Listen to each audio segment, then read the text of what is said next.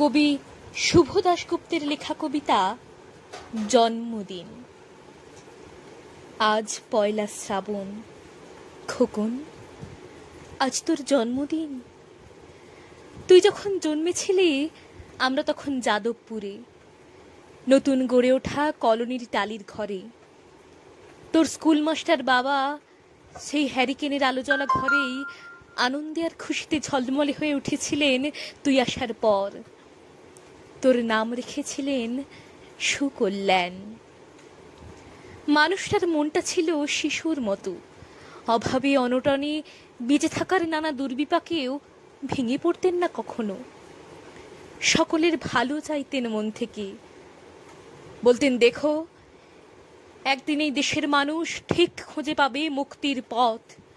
শোষণ থেকে মুক্তি, দারিদ্র থেকে মুক্তি, অশিক্ষা থেকে মুক্তি। আজ পয়লা শ্রাবণ, খোকন আজ তোর জন্মদিন।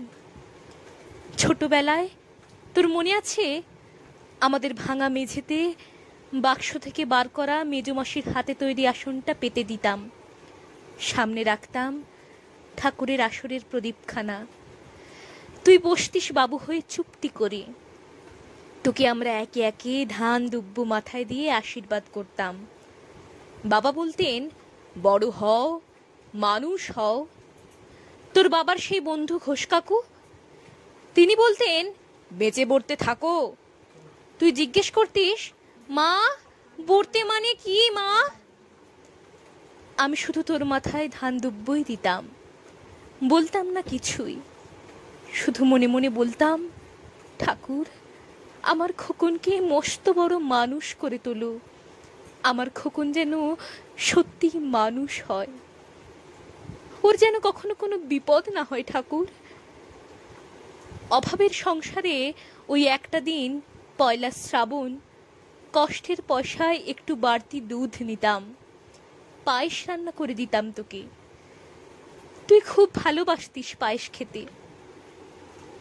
তোর বাবা বাসস্ট্যান্ডের দোকান থেকে নিয়ে আসতেন তোর প্রিয় মিষ্টি ছানার গজা। সামান্য স্কুল মাস্টারিতে কি বার হতো, ঘরে বসে ছাত্র পড়িয়ে আসতো কিছু। দাউ দাউ অভাবের আগুনে সে রসদও পুড়তে সময় লাগতো না। তোর বাবার জামা সেলাই করতাম আর বারবার বলতাম আসছে মাসে একটা জামা বানিয়ে নিও।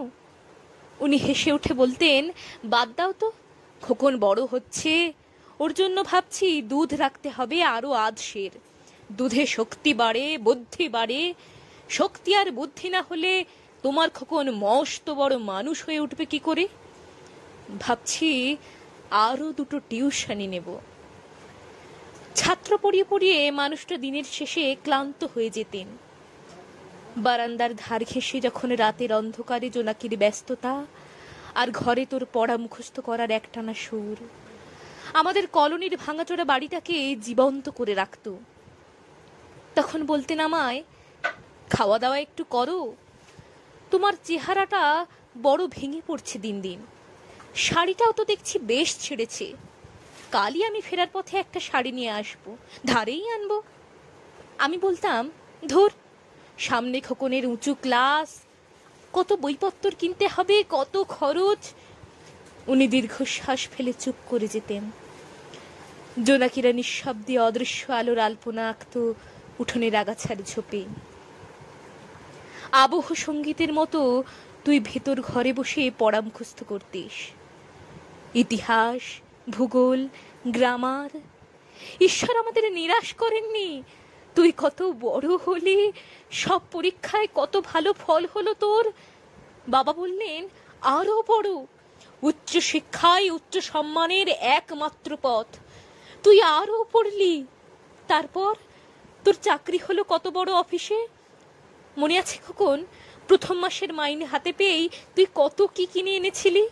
তখন তো আমরা উঠে এসেছি শ্যাম বাজারে, 2 কামরার বেশ সাজানো গোছানো বড় ফ্ল্যাট তোর অফিস থেকেই তো দিয়েছিল।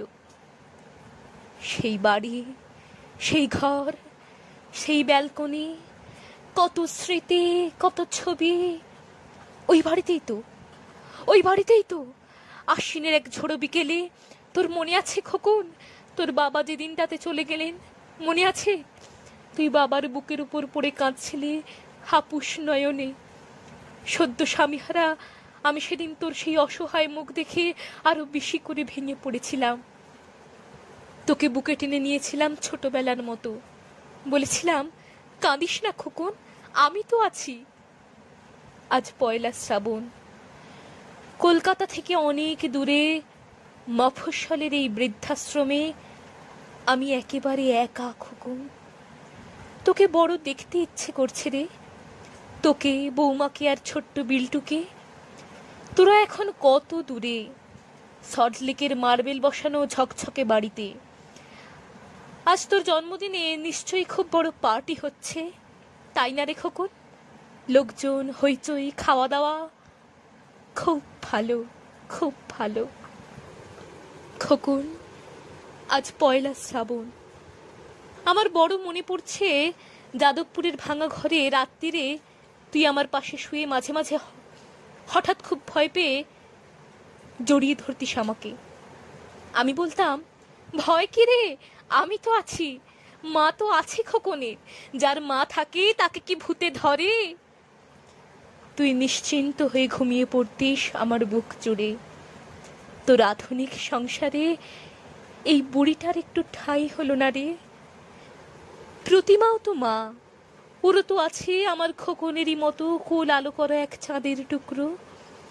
কিন্তু সময়ের কি আশ্চর্য পরিবর্তন। খোকন, তুই বোধহয় আর এখন পায়েস খাস না, তাই না রে? তুই জানিস না খোকন, আজ আমি সকালে পায়েস রান্না করেছি। হ্যাঁ, তোরই পাঠানো টাকায়। সারাদিন এই পায়েসের বাটি সামনে নিয়ে বসে আছি রে। এখানে এই বৃদ্ধাশ্রমে আমার একলা ঘরে আর কেউ নেই। তুই একবার আসবি খোকন, একবার, শুধু একবার। নমস্কার।